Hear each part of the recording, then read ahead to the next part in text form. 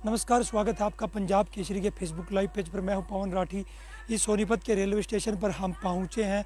लखीमपुर खीरी में हुई घटना के बाद जिस तरह से किसान संयुक्त मोर्चे ने आह्वान किया था कि 18 अक्टूबर को रेलवे का चक्का जाम रहेगा, और उस तरह आज बात करें सुबह 10 बजे किसान रेलवे ट्रैक सोनीपत पर पहुंचे थे। देखिए किसानों का जमावड़ा हम यहाँ दिखाएंगे तस्वीरों में। देखिए किसान यहाँ पर रेलवे ट्रैक पर बैठे हुए हैं।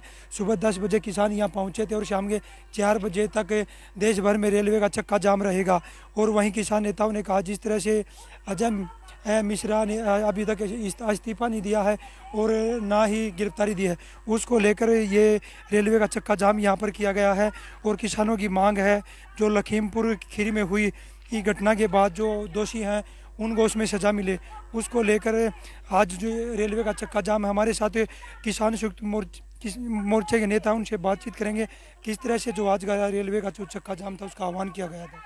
देखिए, आज पूरे देश भर में कश्मीर से कन्याकुमारी तक, असम से गुजरात तक ये 6 घंटे का रेल रोको कार्यक्रम है और बड़े अच्छे तरीके से कार्यक्रम चल रहा है। यूपी में भी, मध्य प्रदेश, महाराष्ट्र में तमाम जगह से बहुत अच्छी खबर आ रही है। और जो हमारी मांग बड़ी स्पष्ट है कि 3 तारीख को लखीमपुर खीरी में जो किसानों का नरसंहार किया गया था, उसके दोषी केंद्रीय गृह राज्य मंत्री आशीष मिश्रा को बर्खास्त किया जाए। आशीष मिश्रा को सलाखों के पीछे भेजा जाए। जिस तरीके से जो उनके पिता हैं, उनके अजय मिश्रा उनके पिता हैं, और जो बेटे जो आशीष मिश्रा को जैसे भेजा गया, तो अजय मिश्रा को भी ऐसी सलाखों के पीछे भेजा जाए। जिस तरह से आज ये जिस तरह से आह्वान किया गया था कि 18 अक्टूबर को रेलवे का चक्का जाम रहेगा, तो कब से कब तक का चक्का जाम है? तो ये चक्का जाम है, ये 10 बजे से लेकर 4 बजे तक है और इसमें बड़ा ही शांतिपूर्ण तरीके से पूरे देश में चक्का जाम हो रहा है। और इसकी मांग बड़ी स्पष्ट है, जैसा हमने बताया कि जो केंद्रीय गृह राज्य मंत्री हैं अजय मिश्रा, उनका इस्तीफा होना चाहिए, उनकी गिरफ्तारी होनी चाहिए। जिस तरीके से उनके बेटे को सलाखों के पीछे भेजा गया है, उनको भी सलाखों के पीछे भेजा जाए। लखीमपुर के शहीद किसानों और पत्रकारों को न्याय दिलवाया जाए, इंसाफ दिलवाई जाए, यही हमारी पूरी इच्छा है। इसीलिए हम लड़ रहे हैं। और आज यहाँ पे हम आपके माध्यम से भी अपील करते हैं, और उससे पहले हमारे वॉलंटियर साथियों ने भी ये काम किया था। जगह जगह पे जो रेलवे स्टेशन है उनमें जो सवारी हैं वो बैठी हुई हैं, जो उनको असुविधा हो रही है उसके लिए हमें खेद भी है, लेकिन उनको हम चाय पानी की सारी व्यवस्था उनके लिए हमने कर रखी है और सबको जितना हो सकता है हम उनके लिए सेवा कर रहे हैं। और ये लड़ाई उन्हीं के भविष्य को बचाने की लड़ाई है, और हमें उम्मीद है हमारी मजबूरी और जिम्मेदारी को वो भी समझेंगे और हमारी लड़ाई में अधिक से अधिक साथ देंगे। जिस तरह से अजय मिश्रा के बेटे को गिरफ्तार कर लिया है, उसमें 2-3 और अन्य को गिरफ्तार किया गया है, वो कह रहे हैं कि अजय मिश्रा क्यों इस्तीफा दें, क्यों गिरफ्तारी दें जब उसके बेटे को गिरफ्तार कर लिया गया तो? नहीं, देखो, ये पूरी जो हत्याकांड हुआ, पूरा नरसंहार हुआ, उसको समझने की ज़रूरत है। वो हत्याकांड की शुरुआत 3 तारीख से नहीं हुई, उस हत्याकांड की शुरुआत 25 तारीख से हुई, जब केंद्रीय गृह राज्य मंत्री अजय मिश्रा ने कहा कि वो मंत्री बनने से पहले, विधायक बनने से पहले, सांसद बनने से पहले क्या थे, ये पूरा इलाका जानता है। क्या थे भाई वो उससे पहले? उनकी छवि गुंडों मवाली जैसी छवि थी, उनके ऊपर तस्करी और हत्या के आरोप लगे। तो मतलब कहने का मतलब ये है कि एक व्यक्ति वो मंत्री बनने में गर्व महसूस नहीं कर रहा, जो उसकी पहले की छवि है गुंडों जैसी छवि, उसको कहलवाने में वो गर्व महसूस कर रहा है। उस दिन उन्होंने कहा कि भाई पूरा इलाका खाली करा देंगे, अगर वो अपनी पे आ गए तो 2 मिनट में सबको भगा देंगे।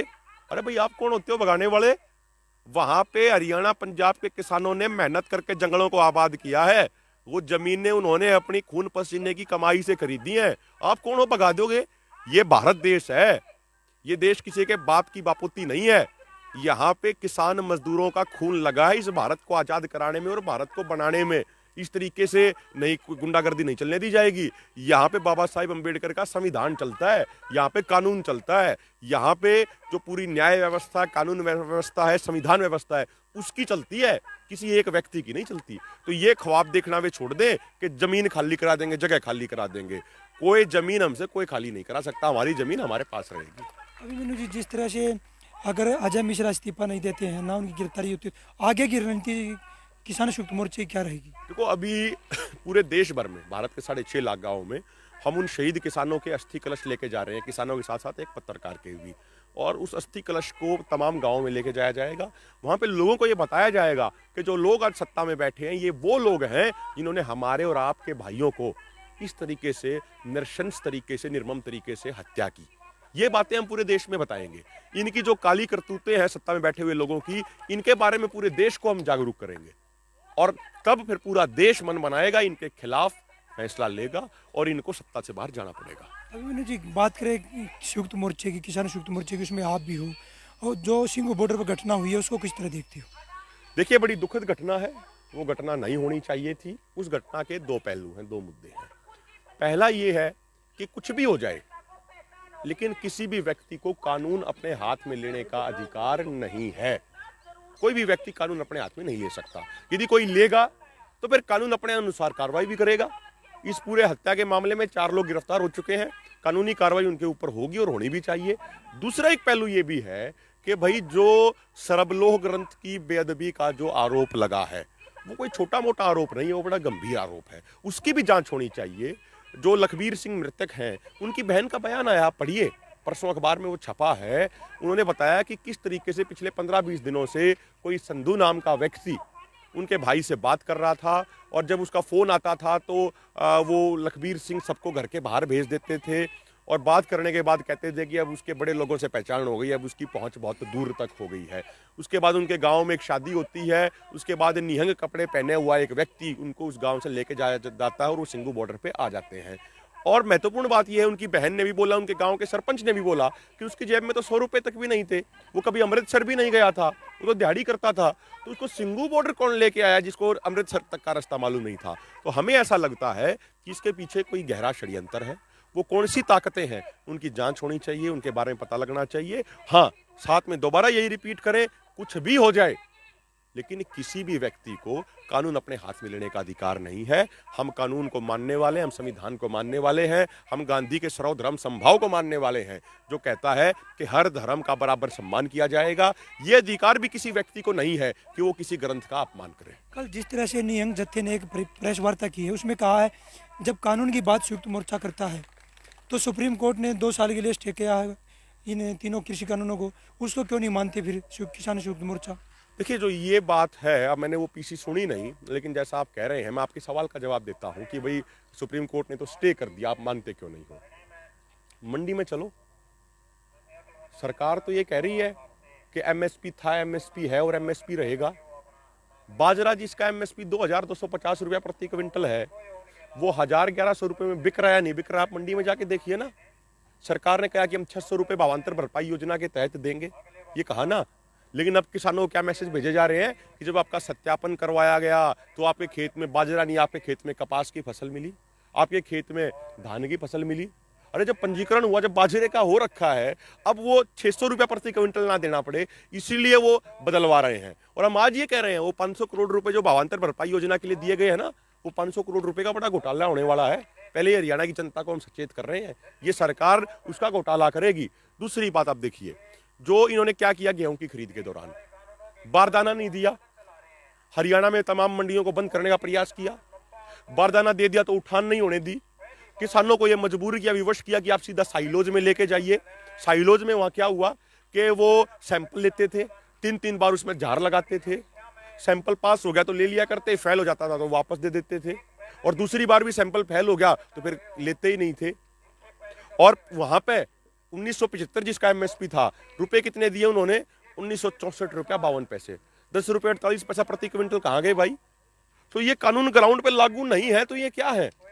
मंडियां मध्य प्रदेश में 47 मंडियां बंद हुई या नहीं हुई? भाई यदि कानून लागू नहीं था तो वो मंडियां बंद कैसे होगी जो बहुत बढ़िया चल रही थी? तो ये बात, ये देश को जाननी चाहिए। ये बात, ये कानून इन्होंने पिछले दरवाजे से लागू कर दिए हैं। इन कानून को जब तक वापस नहीं लिया जाएगा तब तक इनका कोई समाधान नहीं होगा। कोई स्टे वटे का फर्क नहीं पड़ रहा है। हम माननीय कोर्ट का सम्मान करते हैं, लेकिन माननीय कोर्ट को भी जमीनी हकीकत जरा देखनी चाहिए कि हकीकत क्या है। कागजों में आपने स्टे कर दिया, जमीन पे लागू हो रहे हैं, उसका क्या फायदा है जी? जमीन पे चीजें रुकनी चाहिए, जमीन पे कानून वापस होने चाहिए। और हमारा एक इसमें छोटा सा एक और हमारा एक पक्ष है। भाई सरकार ने पहले दावा किया था कि 93 लाख किसानों की सहमति ली थी उन्होंने ये कानून बनाने से पहले, ये सरकार का दावा था। हमने कहा भाई वो 93 लाख किसान कौन से थे, जरा हमें भी दिखा दो। उनके सिग्नेचर और सहमति जो आपने ली वो कॉपी आप पब्लिकली जारी कर दो। हमने आरटीआई लगाई, आरटीआई लगाने के बाद पता लगा कि सरकार के पास ऐसा कोई आंकड़ा ही नहीं है। भाई आप किसानों के लिए कानून बनाना चाहते हो और किसानों से ही आप पूछोगे नहीं? जो एसी के बंद कमरे में जो आईएएस अधिकारी और मंत्री बैठे हैं ना, उनको अगर आप जवार बड़ी हो रखी हो ना, और जवार एक तरफ जवार का किला और एक तरफ ईख का किला हो, वो फर्क नहीं बता पाएंगे कौन सी जवार है और कौन सा ईख है। और वो लोग जिन्होंने कभी खेती नहीं करी, जिन्होंने कभी कस्सी नहीं चलाई, जिन्होंने कभी ट्रैक्टर नहीं चलाया, जिन्होंने कभी कल्टीवेटर नहीं चलाया, जो सुपर सीडर हैप्पी सीडर का जो फर्क नहीं बता सकते, वो हमें ये बताते हैं कि भाई कानून में अच्छा क्या है। अरे जिसने खेती की है उससे पूछो ना। और लोग ये ना समझे कि सिर्फ किसान को ये सरकार निशाना बना रही है। अब एक वो चेन आ गई है 7-Eleven के नाम वाली, वो एक बड़ी कॉर्पोरेट कंपनी के साथ पार्टनरशिप करके पूरे देश भर में सभी जिलों में तमाम बड़े बड़े स्टोर खोल रही है, जिसमें सुई से लेके गाड़ी तक बिकेगी।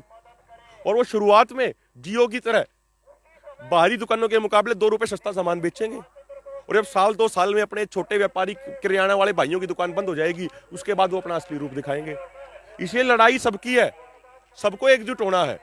यदि आज एकजुट नहीं हुए तो कल के दिन ये हर उस व्यक्ति को, हर उस आवाज को कुचलने का प्रयास करेंगे जो आवाज हक के लिए होगी, जो आवाज न्याय के लिए होगी, जो आवाज सच के लिए होगी, जिस तरीके से इन्होंने लखीमपुर खीरी में पत्रकार और किसान भाइयों को कुचल दिया। देखिए हमारे साथ एक किसान और हैं, किस तरह से आज जो रेलवे का चक्का जाम का आह्वान किसानों की तरफ से किया गया था, कब तक ये बंद रहेगा? ये जैसा कि अभी मनु जी ने बताया, सुबह 10 बजे से लेकर शाम के 4 बजे तक ये बंद रहेगा। और यहाँ जितने भी यात्री अगर रुके हुए हैं ट्रेन के माध्यम से, तो हमारे संयुक्त किसान मोर्चे की तरफ से अभी मनु जी यहाँ संभाल रहे हैं, तो ये निर्देश दिया गया कि कोई भी यात्री भाई परेशान ना हो, उसके लिए चाय पानी की और खाने की व्यवस्था लगातार हमारे साथी वहाँ ट्रेन में चक्कर मार रहे हैं कि भाई कोई यात्री परेशान ना हो। क्योंकि जो किसान मजदूर अपने कंधे पर लड़ाई ले रहे हैं, वो केवल फसल नस्ल की नहीं है, वो लोकतंत्र को कौन बचा रहा है? आज लोकतंत्र के अंदर किसानों को सरेआम कुचला जा रहा है, तो लोकतंत्र को बचाया जा रहा है। और इस देश की पूरी तमाम जनता जिसके ऊपर महंगाई की मार के उसको मारने की स्थिति में पहुंचाया जा रहा है, उन सारी चीज़ों का भार आज इकलौता किसान मजदूर अपने कंधों पर लेकर के चल रहा है। तो हम देश की जितनी भी जनता है उसकी लड़ाई लड़ रहे हैं, उसको परेशान करने की लड़ाई नहीं लड़ रहे हैं। देखिए लखीमपुर खीरी में हुई घटना को लेकर जिस तरह से किसान का कहना है, जब तक आशीष मिश्रा की इस्तीफा नहीं देंगे और उनकी गिरफ्तारी नहीं होगी, जब तक ये आंदोलन जारी रहेगा और आगे किसान संयुक्त मोर्चा कोई बड़ी रणनीति बनाकर कोई बड़ा फैसला भी ले सकता है। पंजाब केसरी फिर दिखाएगा आपको सोनीपत की अगली तस्वीर।